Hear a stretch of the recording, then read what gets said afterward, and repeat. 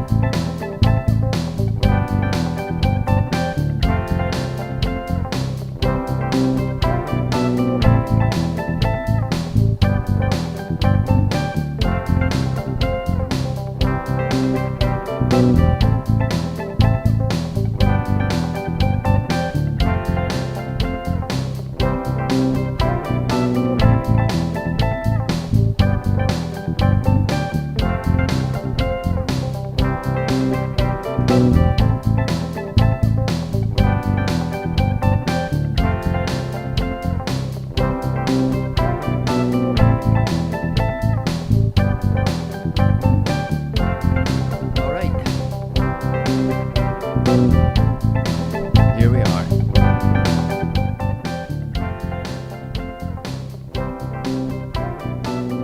That lighting's not great. Let's see if it gets any better.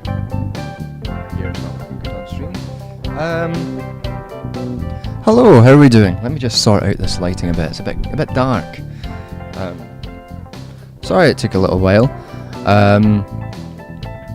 Just putting stuff together there.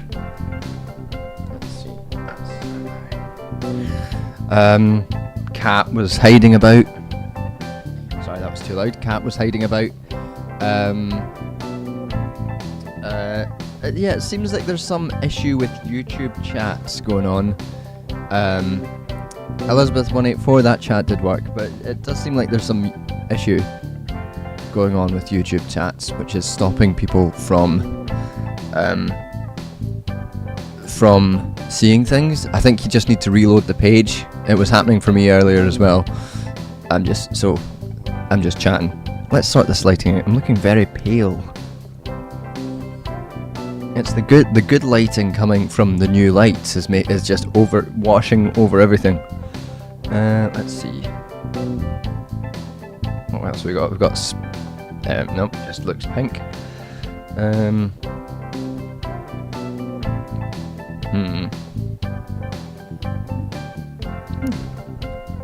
Okay, we're just gonna be kind of slightly red, and can we turn this?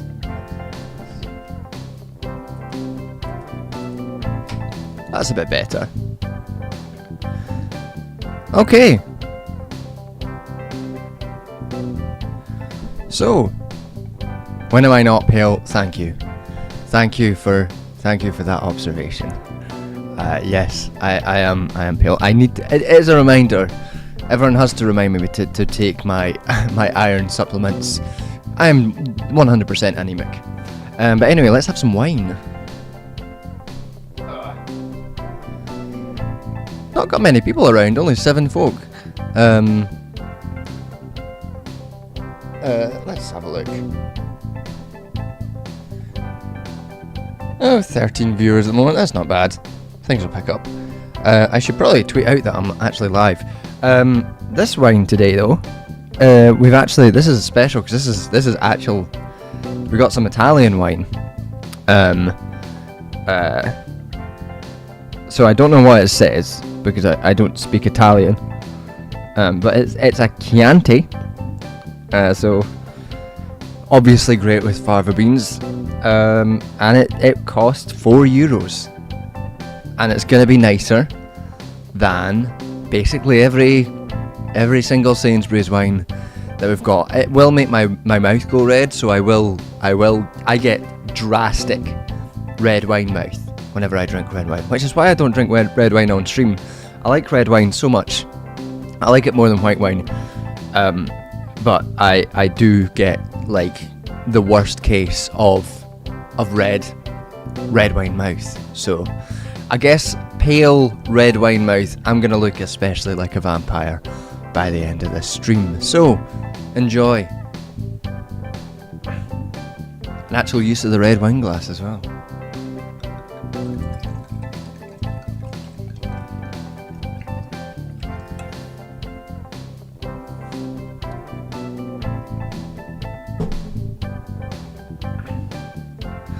While I'm testing this, I am just gonna put my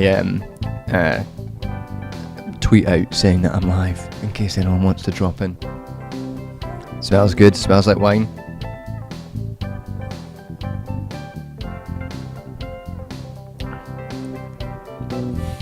Yeah, that's very nice.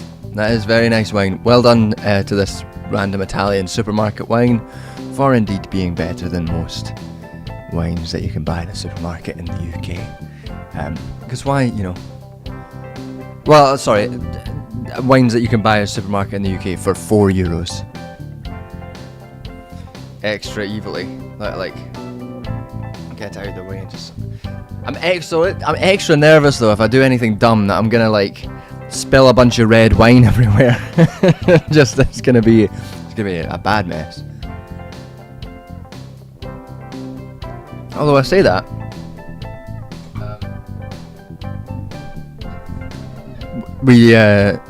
this isn't Sainsbury's. This is not Sainsbury's. To be clear, this is good. This is cheap Italian wine that is still better than Sainsbury's. We did have to buy some very good fabric cleaner for the flat a few weeks ago because the cat vomited. He decided to vomit on the sofa, not anywhere else, specifically on the sofa. And my flatmate knows some very good wine remover and stain remover stuff because he likes red wine as well. And so now we have some very good stain removers in the flat because good old Anton decided to be sick on the sofa because that's what he's like. 1 second while I put out a tweet saying I'm live.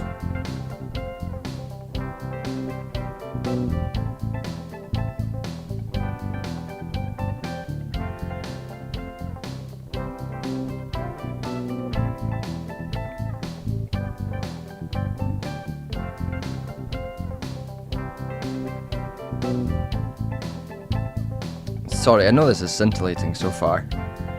Watch John live and see him tweet. Alright, so what we're going to, things that I've got to talk about today. That was loud. Do I know who Alice Capel is? I don't think so. Maybe, but I don't think so. For today's plan for stream, for anyone who's new, as ever, what we do here is open a bottle of wine, or sometimes, if I'm feeling a bit extra fun, have some gin and tonics, and talk about random shit. Watch me get more belligerent about random shit as the wine goes on, and just chill out a bit. And specifically things that we're going to talk about today. Oh yeah, and we also make music as well. So I'll change up this track once I've done this wee introduction to the stream. And so what we're going to talk about today, things that I will hit in terms of things to talk about are. So again, like last time, I am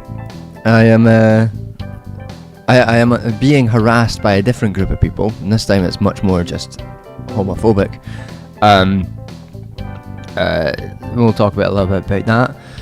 The other thing that I saw today was a terrible smug podcast by two British journalists called Ian Dunt and Dorian Linsky, and they were talking about genocide, and they were giving a supposed overview of it as a concept, and it was bad. It was not good. I sent it to my supervisor, who again is a genocide scholar, who was texting me updates about how much he hated what was being said. So that we can talk about that, and that's a little bit of fun. Some election stuff. The next video, which I am writing, which I will film on Monday. It's just going to be a shorter video. Patrons can see the plan for it. Another shorter video about the election in the UK, because I needed to talk about it. It's not my normal style of content because, it goes out of date quickly, not much theoretical you can get about it, and you know, what can you really say? But I just needed to talk about it because it's in my head, and it's bad, and you know, this is a collective therapy exercise for me to talk about it. So that's the plan. Yeah, and then anything else for any specific questions or topics. We might talk about the last Doctor Who as well. That normally comes up. But otherwise, any other questions or anything, feel free to ask, and we can happily go on tangents. But we're just chilling. And with that, let's get the first track going. This is very nice wine. Hiya Sinan, how's it going? Sinan will also have a video on the election going up, or on Keir Starmer specifically going up. And Sinan's SK the Crusaders video is going to be not 3 hours long, but 2 hours and 58 minutes, which is too long. That's too long to talk about the election and these people.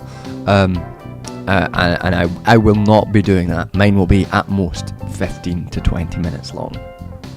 And it's out at 10 tonight, so after you watch my stream, you should go watch Sinan's not quite 3 hour video on Keir Starmer, and how terrible he is as a human being. How boring he is as well.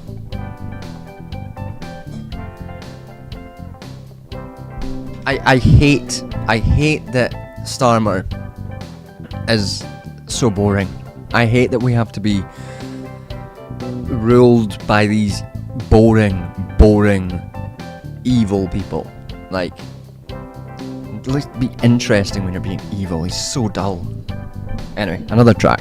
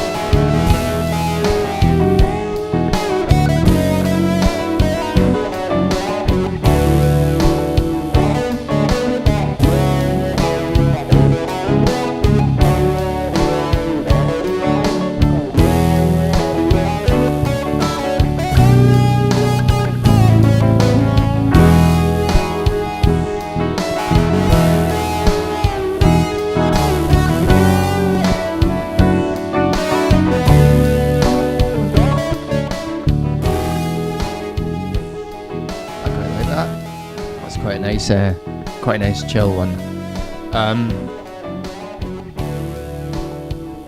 Yeah, the slow, I guess slow infiltration. The Labour Party. I don't even know if slow infiltration of the Labour Party is like the right word. I mean, this is stuff I'm not going to bother really going into in the video, but the Labour Party has long been a nest of evil right-wing wankers. Like, the depths of the earth in terms of absolute shitheads. They're notoriously shitheads. We'll get into some of the degrees in which they're shitheads in the video and talking about the treatment of Faiza Shaheen, and people like Luke Akehurst, who are... I'm excited to introduce to a wider audience Luke Akehurst, Luke the Nuke, Akehurst, because that's something. It's a really...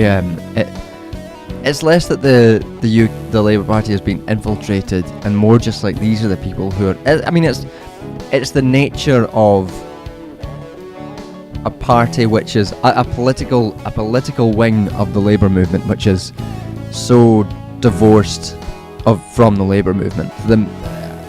Not to be on brand, but a lot of it is also very consistent and can be drawn to a lot of neoliberal politics. But one of the things that I think makes the UK Labour Party a particularly sort of dangerous iteration of this kind of left-wing capitulation to the right, left-wing party capitulating to the right, is this sort of formal connection between the unions and the party. Because the party doesn't give a shit about what the unions think. Not really. They're sort of... They fuck the unions, basically. That's the Labour Party's policy. But the unions still often feel like they have an obligation to uphold the Labour Party. I mean, even in radical unions, like you see Mick Lynch, the RMT, still talking about how Keir Starmer's Labour government, you'll be supporting Keir Starmer's Labour government. And not saying that this is necessarily would happen in the case of the RMT, but in cases previously, the Labour Party's position with unions has meant that they can do anti-union activity, bring in a right-wing agenda with the essentially not, if not support, at least blessing of the Labour unions, because they feel like they have to support the Labour government. So they could release some like mealy-mouthed statements, but still feel like they have to be on board with the Labour Party because it's the political wing of the Labour movement. So it ends up perversely, rather than like the unions being able to discipline the Labour Party, it's the Labour Party disciplining the unions and bringing them into sort of neoliberal project, which is profoundly depressing. James Connolly spinning in his grave. I mean, any number of Keir Starmer was named after Keir Hardie, the first Labour leader. I believe first Labour MP, maybe I'm wrong about that. But Keir Hardie would have maybe spinning in his grave, not thinking about Keir Starmer. And it's not as if they were fucking perfect. They were like the Labour Party as ever were they were more radical, but still, like, Keir Hardie was still embroiled in empire. Probably, I wonder if more or less to an extent than Keir Starmer. But Keir Hardie explicitly linked the Labour movement to empire, as in a positive sense. So they weren't perfect, but at least they weren't this fucking bad.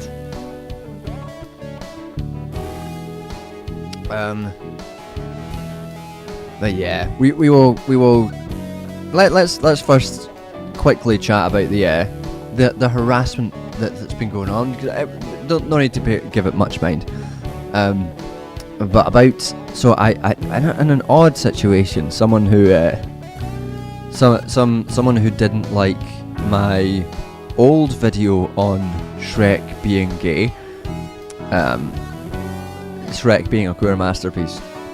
Some right winger with several 100,000 subscribers made a sort of hit piece video on that. My comments for about a week and a half have been pretty exclusively homophobic abuse, which is, that's something. Hopefully that's calming down a bit.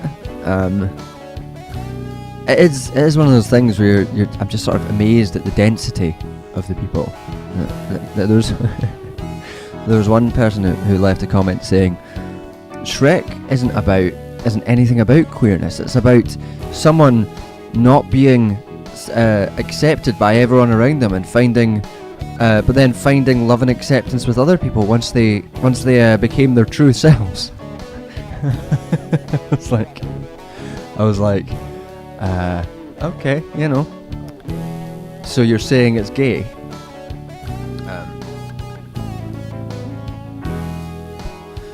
A lot of people don't seem to understand the purpose of queering something. I guess that's something that's productive to talk about. When we talk about, I'm assuming everyone in chat knows what queering means.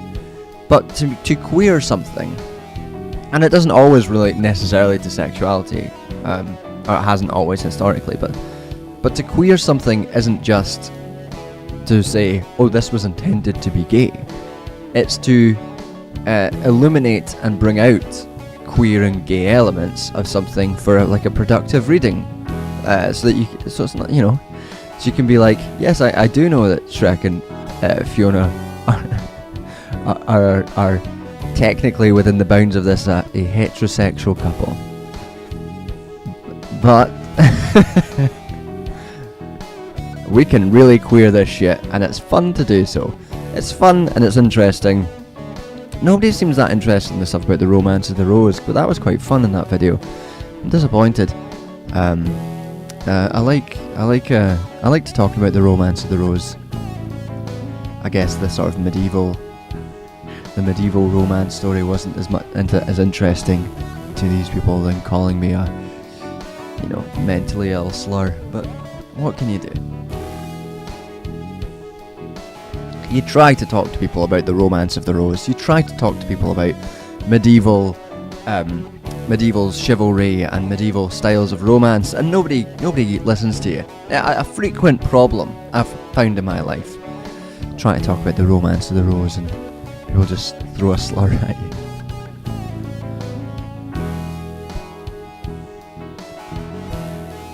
About Lennon on the trans flag, and so many people got upset. That's very funny.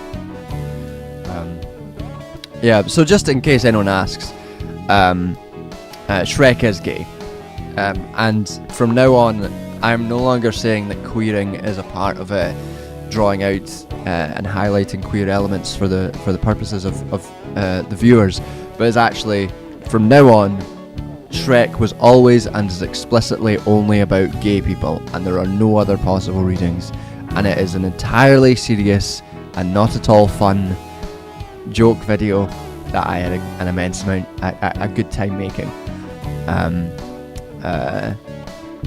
From now on, it's a very serious video about Shrek being exclusively and only gay. Just so you know. There are people. The most annoying people are not the slurs. It's people who say, you know this type of person. Oh, I'm gay, and I think you're making our community look bad. To which I would say, well, I'm queer, and I think you're a prick. So where do we go from here? We're at an impasse, aren't we?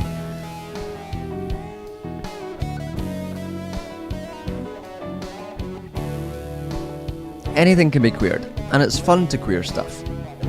It's easy, and in some cases, and in in the video, the main stuff is the romance of the rose stuff, and that is some interesting, actual, educational and fun stuff. But if you're too worried about catching the gay cooties, a lot of people saying, oh, you're sexualizing a kids movie, and that is a revealing thing to say, isn't it? Oh, you're talking about these people being gay, that's no longer suitable for kids. Which is, by the way, not to tread too closely to the discourse mill, one of the reasons why obsessing over family-friendly pride is not a route we want to go down. Like, it's good that families should be able to go, but if you immediately start acquiescing to particular ideals about what's suitable for children and what's not, then you are almost immediately going to be doing big old homophobia, because that's what fucking happens. And it's one of the reasons why pride is supposed to be overtly sexual, is to break down that notion that queer sexuality is inherently harmful for children. Just to lay that out there and not go too far into the discourse mill. As I've said, the only pride discourse I will talk about is white people shouldn't be allowed at Pride, because why are you proud and you're white? That's pretty suspicious. That's all I'm saying. White people shouldn't be allowed at Pride. My 100% sincere opinion. And the second one is that people who own XL bullies are allowed at Pride, but only if they wear muzzles. Which is based on a thing which I did see one of the Palestine demos a couple months back. It walked past I think it was Scotland Yard. I think they were standing outside Scotland Yard, and beside this several 100,000 strong demonstration showing solidarity for the oppressed Palestinian people was about 10 bald men wearing muzzles, fully wearing muzzles, demonstrating about how they wanted their XL bully dogs, justice for XL bullies. And fuck, it was that's people are worried about kink at Pride when they've got the XL bully dogs with their pup masks, owners on. That okay.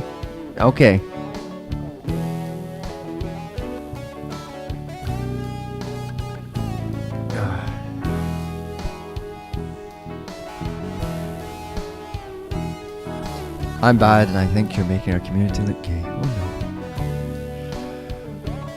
no. There's plenty of prince and princesses kissing and getting married in kids' movies, and no one ever says that's too sexual. No one ever does say that's too sexual. It's pretty, yeah.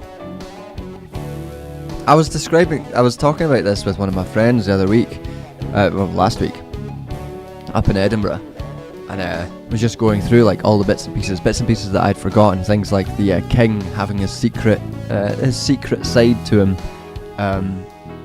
which is, it's easy to queer. Foreman and FD have done a stream about having cis-het straight passing people at Pride. It is just it's a silly discourse that doesn't need to be relitigated. Like, we have bigger problems than people who may appear heterosexual turning up to Pride. Starting to police who you think is heterosexual, who you think is cis, is not good. While there are cops there, and while there's Raytheon and Barclays Bank at Pride events, pinkwashing agenda, and people are worried about cis-het boyfriends when we've got genocide, representatives of genocidal regimes playing at London Pride. Get a fucking grip. That's what I would say. Get a fucking grip. It came really early this year, the Pride discourse. It was like, I remember it, like, as soon as it hit June, suddenly it was like cis boyfriends of bi girls, straight boyfriends of bi girls, cops at Pride, family friendly. All of it just fired away, and it felt very lackluster. Like, it didn't feel like anyone's heart was really in it. I was like, oh, I guess it's Pride Month, so we better do some discourse. Nobody really had any heart in it, which is why I wanted to sort of kick it up a notch and just make sure that white people were banned from Pride.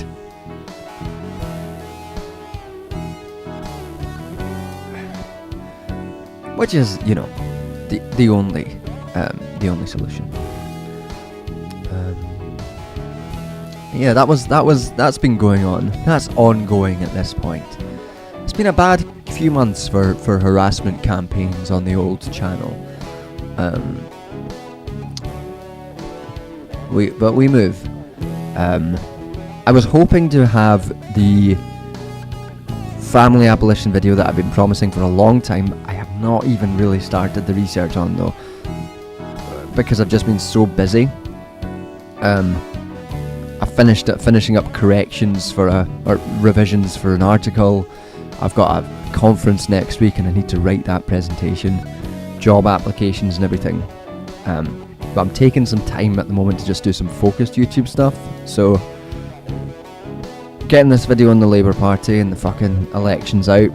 Some of the we're going to talk a little bit about some of the fucking goings on in the Scottish political context, because things are fucking weird in Scotland right now. Things have been going bizarre, and I don't know how much I'm going to be able to get into it in the fucking video that I'm working on, because I'm mainly going to focus on the UK Labour Party, with a bit of mentions of like the European elections and a bit of mention of Scotland and the US, just to sort of bring together some theoretical threads to talk about the connection, the seeds of authoritarian fascist politics within the constitution of liberal politics. We're going to talk a bit about that. But it's mainly going to focus on the UK Labour Party, because they are going to win the next election. So, you know, the Tories are evil. We can leave that be. But we will talk about that that in a bit. And a bit of the Scottish context. I'm going to talk about the Scottish context right now because it is wild. So consider this a sort of sneak peek, or perhaps some stuff that I won't talk about. Congratulations, Kai the Gremlin, on getting a job. We all need jobs. We will get there in the end, and I'm glad that you got there. You can watch the streams on. Nothing amazing happens during the streams. It's just me ranting. Yeah, the Scottish context is wild. So, bit of context. Scotland has had a perspective of being, and particularly the SNP has a perspective of being more left-wing than England. Scotland and the SNP more left-wing, more progressive, like the Canada to the US. And it's not true. Like a lot of the time, the SNP does is slightly more than whoever's in charge in the UK, to prove that they are more progressive and to prove that Scotland would be better independent. Very politically, like a very political process. But recently, the previous First Minister. So we did have Alex Salmond for a long time as First Minister. He left. He was accused by something like 16 women, including several civil servants, of sexual harassment, sexual assault. He got off with it. So under the law, he is innocent. But then he went on to form the Alba Party. ALBA, Alba. It's a Gaelic word for Scotland. They are a right-wing version of the SNP. Which is strange, because the SNP is already a right-wing version of the SNP. That's not. The SNP is like a strange accumulation. Scottish Nationalist Party is a strange accumulation of different political trends.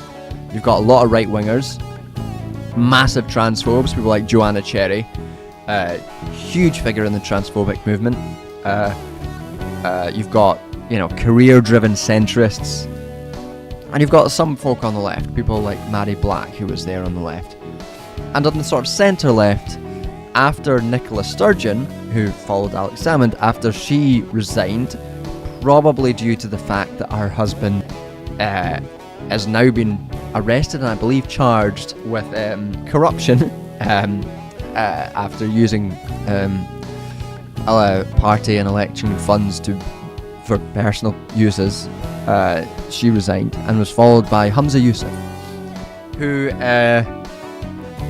who was what his biggest sort of thing was over the past several months is that he has been one of the few political figures in the UK who's not an absurd racist about Palestine. His wife, I think, is Palestinian. He has family in Palestine, and he has been pretty consistently not evil within the bounds of liberal politics about Palestine. So that was sort of he was viewed very favourably by the left for that and for a number of other reasons. A couple months ago, he just imploded the party.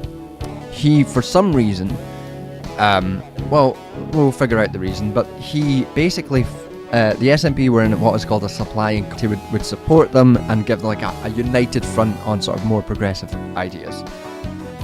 And he blew that up. He fired Green ministers and blew it up. And basically, it was a way to go back on all promises regarding opening up new oil fields and transitioning to a more green economy. The Greens weren't too happy about the opening up more oil fields because they tend to be pretty against that. Green parties. But this caused a massive problem within the SNP, and it destroyed his legitimacy. So he resigned, and he was replaced as First Minister by a man called John Swinney, who is absolutely despised by every teacher in Scotland because he was the former Education Secretary and he fucked Scottish education. He introduced these weird half-measure curriculums that were supposed to be like half Scandinavian method of teaching and half classic British ones, which meant that both just didn't work. Just doesn't really work as an education system. And he also, during lockdowns, there was years when there wasn't any exams, proper exams because of COVID lockdowns. And one of the things he did was essentially argue that students who were at particular schools which had higher average grades should just be awarded those higher grades, whereas if you were at a school that had a lower average grade, based on your previous work and based on other things, then you would be weighted down, so you'd be less likely to get a good grade, essentially formally entrenching a class disparity between who gets good grades and who doesn't, which fucked over loads and loads of students from slightly worse schools and stopped a whole load of them from getting into their universities because he just awarded these grades. Teachers not too keen on John Swinney. he not too keen on him. But perhaps worse than John Swinney is Kate Forbes. Ooh. And we will talk a bit about Kate Forbes in the video. But Kate Forbes was the main competitor to Yousaf when they were running for First Minister post Nicola Sturgeon. And it was really worrying because Kate Forbes is a far-right Christian nationalist, and as a Scottish nationalist. She is from a group called the Wee Frees, which are an extremely right-wing religious sect in Scotland. She is anti-queer, misogynistic, like has repeatedly spoken about not supporting abortion, racist, just an awful woman. And she is now the Deputy First Minister. She was appointed the Deputy First Minister, which gives you a sort of inkling of the political direction that the SNP are kind of going in Scotland. Because you've got this wide sort of like arrangement of different people in the party. And so your First Minister now is a centrist who's known to have done some horrendously entrenchant class dictatorship politics in terms of like student grades, alongside probably the most famous far right figure within the SNP, and it looks like they're trying to hope to win Tory seats by trotting out Kate Forbes. She is making headway in like Tory heartland in Scotland, in like parts of the northeast, like near Aberdeenshire and stuff like that. She's making headway because she's just so bad, and the Tories fucking love that shit. And that doesn't feel great. It's not ideal, I don't think, that the Scottish politics is going that direction. I'm not surprised, you know. If you remember my old video on Scottish nationalism and cultural amnesia, I sort of talk about shit like this and sort of bubbling right-wing politics in Scotland's political culture that would produce people like Kate Forbes and make them very popular. But it is, as unsurprising as it is, it feels bad.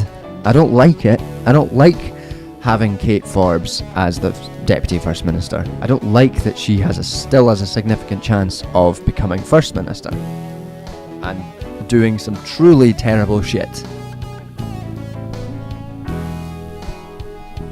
So that's the mainstream of Scottish politics. This is the funnier side. Well, give me a sec.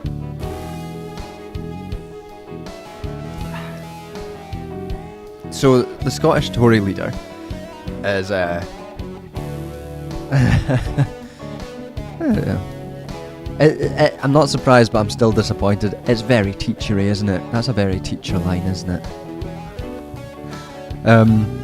Yeah. So the Scottish Tory leader is this man called Douglas Ross. He looks like a thumb. He looks like a gremlin. He is, before he became Tory leader in the UK, he was asked on TV and interviewed, and he was asked, what would you do if you were Prime Minister for a day? And as a, content warning for the racism here, anti-Gypsy Roma traveller racism here, he said he would deal with the gypsy problem. Now, that's just staggeringly racist, obviously. And for Americans, and to give some context to, because I know that this can get muddled across context. In the UK, GRT groups, Gypsy Roma traveller groups, are like there's the word gypsy is not in itself necessarily a slur in the UK context. It is a word that gypsy groups specifically use themselves. It's just like part of it's a descriptor word that they use for themselves to distinguish themselves from different traveller groups. But the way Douglas Ross used it, certainly fucking used it as a slur. Like that was a man who was adding some slur to the word, and that was so many years ago, and he is still a figure in politics. But what's going on with him right now as he is he is trying to get a seat. His seat's in danger, so he was parachuted into a different seat so that he could maintain his position at the head of the Tory party and be re-elected. However, the seat that he's being parachuted into is one that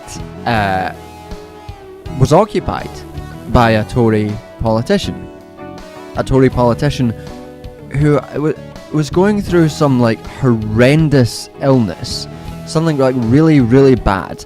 Was in hospital for ages. I think it was something to do with like a broken back or something like that. It was some horrendous medical situation. And Douglas Ross just came in and was like, "I'm having this seat," and so even the Tory party are like, "Douglas, that's too evil. You can't just go to your party like members of parliament seats and say this is your seat, especially when they're in hospital, right?" You understand that that's an inhuman thing to. That's not like, you realise that's evil.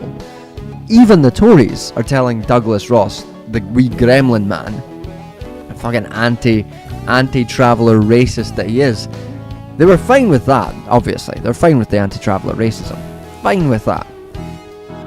But he was so mean to one of his own MSPs that he is now facing, in the midst of an election, the possibility that he will get chucked out of his leadership position.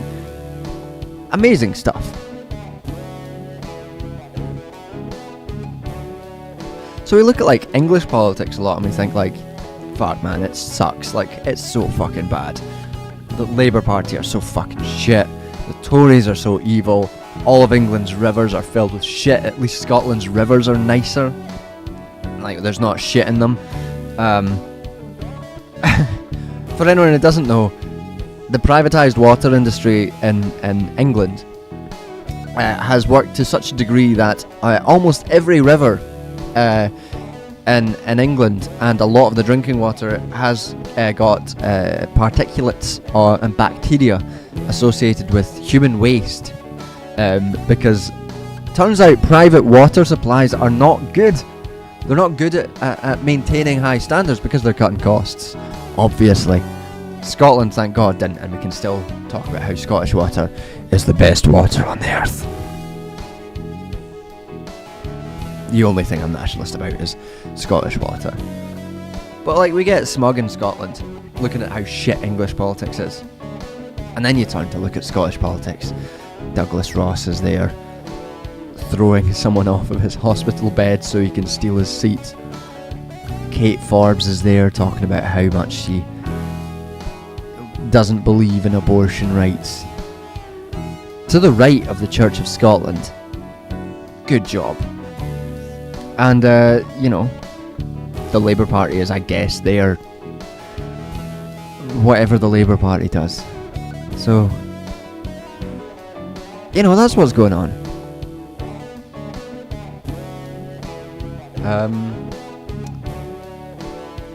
Fun shit for UK politics.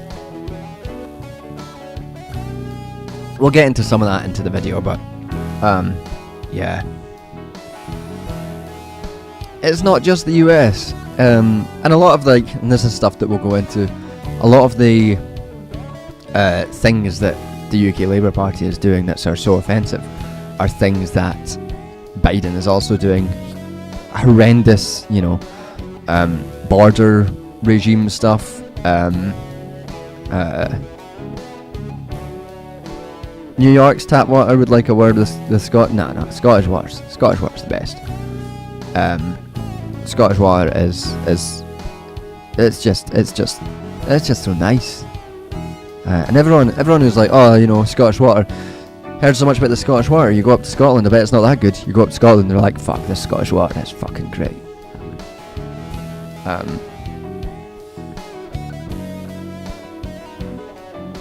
The quicker the 6 counties are back to us, the better.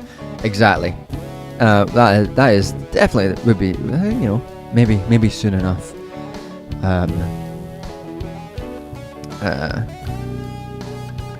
Yeah, shit's bad. What did I think of the most recent Doctor Who? Talk about that in a sec. I will finish this wine. We'll make a new tune, and then we can talk about the new Doctor Who. Oh yeah, what was I talking about? I was talking about fucking Biden border regimes. Yeah, lot of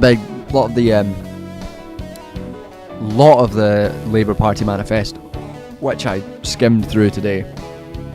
The opening page has got talk about securing borders. There's so much about it is about like attacking people coming over on small boats and strengthening borders. It's fucking grim, and that combined with Biden's last horrendous border bill, and consistent with a lot of the European far right emergence victories the past few weeks. It's a real shitstorm in terms of like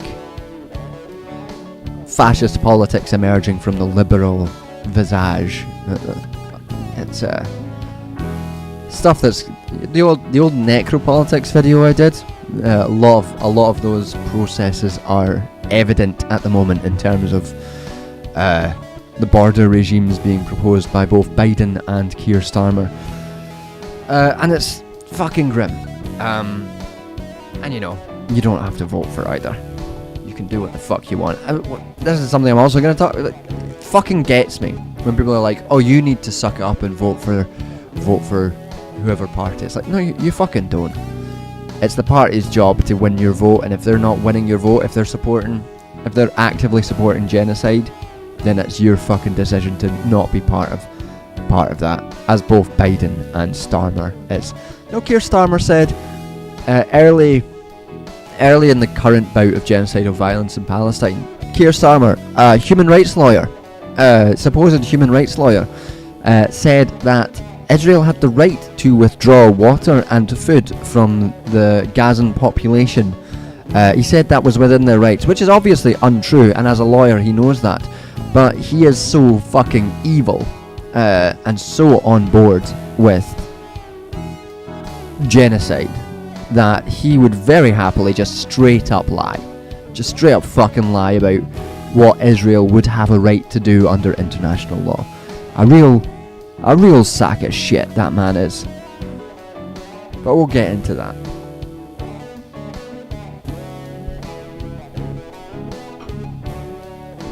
Let's make a tune and then talk about Doctor Who.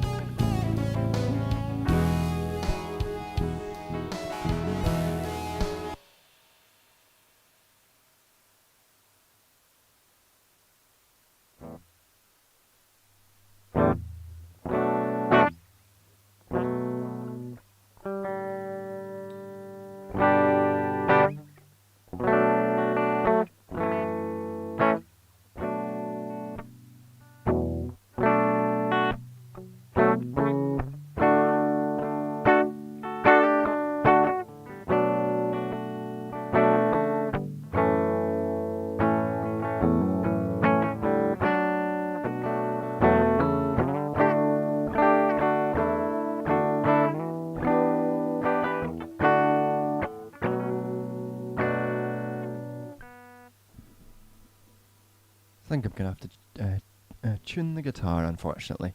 See, more exciting stuff as John tunes a guitar. We'll make some nice music once I've tuned the guitar, but here we go. Once I find my tuner, there it is.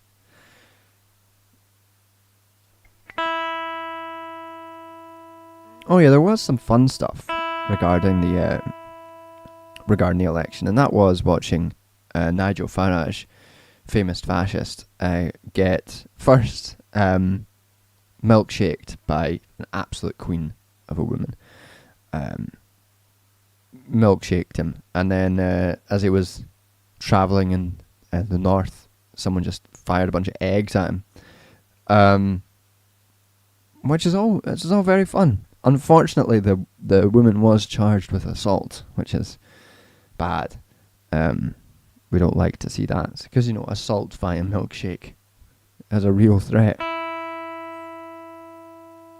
But at least that was something nice that happened.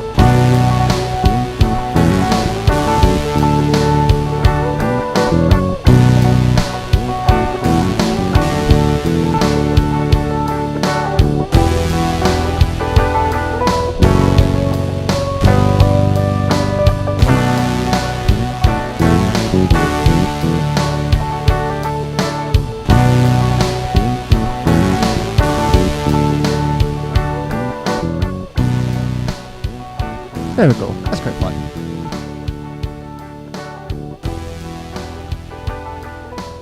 Is 3 the new start time? I mean, it's been 8 o'clock UK time for a while. I've been starting at 8 for a long time. It's not earlier. Did clocks change somewhere? This is the normal time.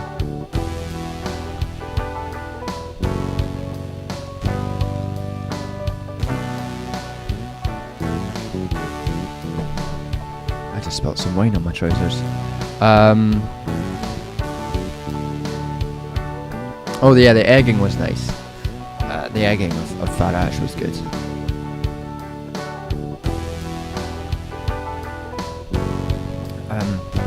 Good wine. Yeah, you can. As I said at the beginning, I am drinking red wine for a change, so we are gonna see my mouth become increasingly purple as the stream goes on, which is of course lovely for you. It does give me more of my vampiric look. So that's fun. Yeah, so someone asked about Doctor Who. What am I having?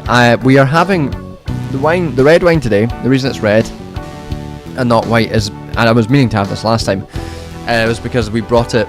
It's wine that I brought back when I was in Italy last, back in the start of May, and I've been meaning to drink.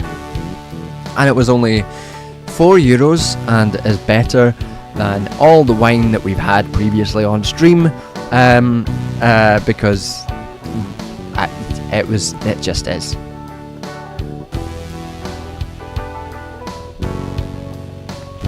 And isn't Fugitive? Crack it open. It's wine time. Thursday night wine time. Yeah, Doctor Who. So, yeah, that last episode of Doctor Who.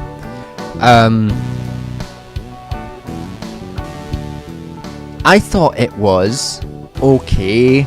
I thought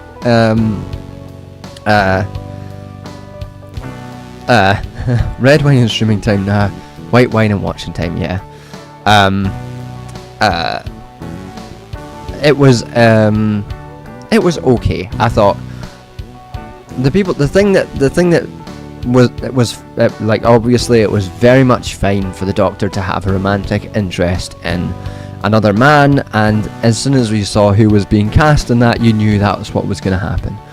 So that bit was like, that was table stakes going into it. I was like, okay, so this episode the Doctor's gonna form a one-time romantic entanglement with a guy, and then like all one-time love interests of the Doctor is going to die in some way, whether that's the Madame de Pompadour episode where she just dies of natural causes, or whichever, the River Song episodes, the first River Song episode, things like that. I thought like it's quite a fun idea, the villain idea of a sort of race of cosplayers who are obsessed with going to Earth and playing it out like TV. That's quite a fun idea. I kind of wish they'd played with that a bit more in the episode, but that was quite fun. I thought that the companion in this episode, I always forget her name, Ruby Sunday, I thought she did really well. I thought she was great in this episode, very fun, very enjoyable to be around, and the Doctor's chemistry with Rogue was good. But like, what got me about it was so much of the episode was spent around the Doctor hanging about and like just straight up trying to get with this bounty hunter character, that a lot of the time you were just thinking like, has he just forgotten about his companion? Like, he knows that there's a killer on the loose and isn't like running to see if she's okay, or is like, hey, we better watch out, there's a alien killer on the loose. He spends just a lot of time just flirting, and that makes it seem kind of odd when he starts talking about her being his best friend, and like panicking about her dying like just in the last 5 minutes, because you're just like, well, you spent 40 minutes completely ignoring her. So that bit, I think that would be my major criticism with the episode, is that it lent so much into the romance that the romance almost felt like it felt like it was being written to be the romance episode, rather than like romance was being was part of the action that was being produced throughout the process of the episode. And it made things feel slightly like that. When people are saying things are out of character, okay, unfortunately I think I might be getting a migraine. We'll see how this turns out. My vision might be impaired soon, so we may have to cut the stream short, but let's see how we get on. Getting a slight visual aurora. I'm not sure if it's because of the light or if it's a migraine, so we'll carry on for the moment, but we might have to cut the stream short.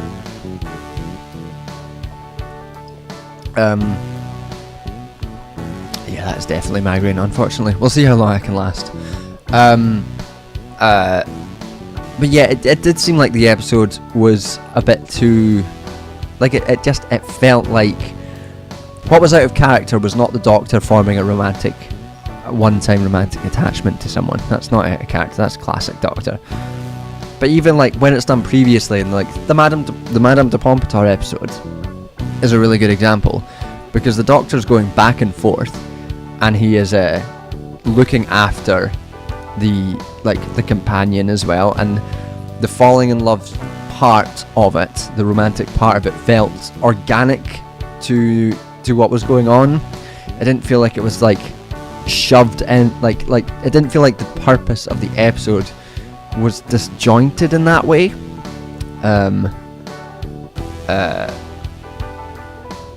Yeah, it was sulfates and wine causing migraines. Nah.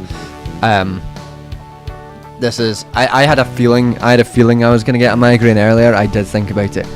Because when migraines are coming, you just get, unfortunately for me, you just get a kind of feeling. It's like a malaise, and kind of it clouds your brain. It's an odd thing, a migraine. Let's talk about migraines. We're done with Doctor Who. Doctor Who was fine, wasn't as good as previous episodes, was okay. The homophobes are angry, fuck them. We have proper critiques we can make on our own. Now, migraines are weird. I was talking to my friend Kate, also suffers from migraines. We were talking about it the other night, and she was like, what part of the things like the aurora and stuff is it's not like vascular. So there's like a sometimes I get migraines that are like, they make the full half of my body numb, like including like the inside of my tongue, like full half side of the body numb. And like first time that happens to you, you're like, oh, I'm having a stroke, I'm dying, this isn't great. But you're fine. It goes away and it comes back, and you come back. But a lot of people assume that because there's like some similarity in like how strokes present themselves and how migraines can present themselves, is that they assume that there's like migraines are a vascular thing within the brain, but it's actually closer to sort of adjacent, as far as we know, because nobody's certain, and there's various different types of migraines. But as far as we know, it's more like an electrical difference, electrical signals getting muddled up in the brain, closer to something like epilepsy than it is to strokes. And like the visual aurora that I'm starting to get now, sort of in this area of my vision, is like a hallucination. So it's not actually it's not an effect. I was talking to the optician about this as well, actually.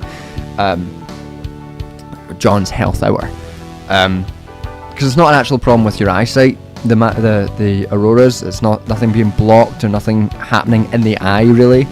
It's a hallucination by confused signals in the brain. It's very odd. Very odd. The visual stuff is the stuff that I think most annoys me, because like the brain fog is bad and it can knock me out in terms of like doing, like I can't write or read really in-depth stuff for about 2 or 3 days with a bad migraine, because it just blows out my brain. It's complete brain fog.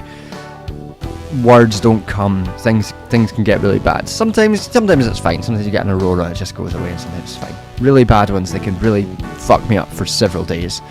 And not in terms of like the headache is like the least bad part of it. The headache I can cope with. Sometimes it's really bad, but very rarely. The worst part is the visualness and the brain fog, and it's very annoying.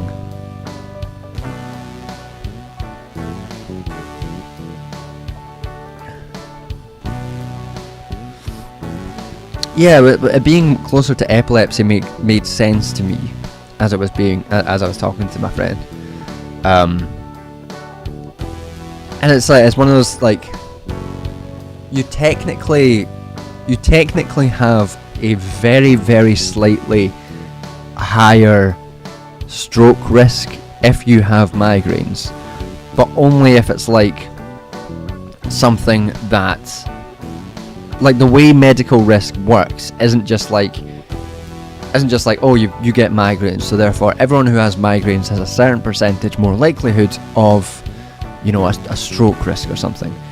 It's like an associated accumulation of various different things, of which migraines are one, can bounce together to make things like stroke risks higher. So which makes things, which is frustrating for things like there's some medications that you couldn't get prescribed to because of stroke risks. This is particularly bad for women who have migraines. If you're a woman in the UK at least, and you suffer from migraines, you can't get certain birth controls prescribed, because the birth control in itself increases stroke risk, and because there's a very slight increased risk with migraines, the two things together is seen as too risky, unless you have no other option for it except that, despite the fact that it's not really that much riskier. But it's just these sort of interesting things.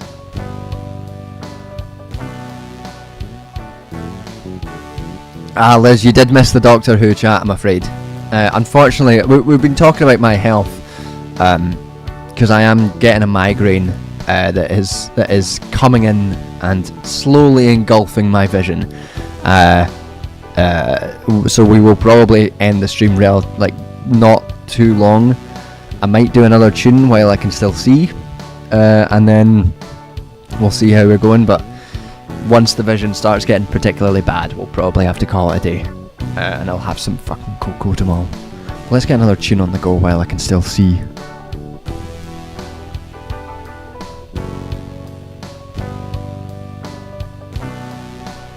Strange chronic health issues that nobody understands and nobody knows how to fix, which ruin me for random days at a time. Great stuff.